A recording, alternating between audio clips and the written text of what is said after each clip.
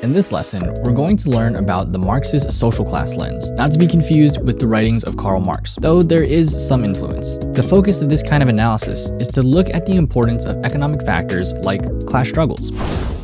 Just like how Bernie Sanders is asking Americans to end the grotesque income and wealth inequality in America today, he's asking Americans to look at our economy and country differently. This is where we can use something like the Marxist social class lens, also known as the class struggle. Marxist theory sees the subject as determined by class position. It either profits from others' labor or labors from others' profit. This summary is pointing us towards capitalism and how analyzing class creates opportunities for profit. The Marxist social class lens is derived from the principles of Marxism, or also known as historical materialism, and thus tending to view literature in light of modes of productions, feudalist and capitalist, and their property relations and class struggles, kind of like what we just said about capitalism, right? So in a sense of literature, we can analyze how social class plays a role in our experiences, including what opportunities are or are not available based on our social class. By analyzing how class or socioeconomic standing affects our lives is what Bernie Sanders was asking of us in the first slide we looked at. So some of the questions we might think about when reading through this lens could be, who has economic power and why? Who doesn't have that economic power? How does the upper class maintain its power? And what do the upper classes have access to that the lower classes do not? Are working class people able to gain power, and how? What options do they have to gain more resources or control in their lives?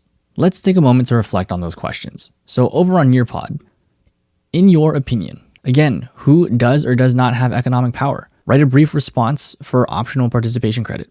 This will help you think about the question over on Google Classroom. What is the Marxist social class lens? How do you think the economic structure of a society is affected by its cultural elements like politics, law, religion, philosophy, arts, and so on?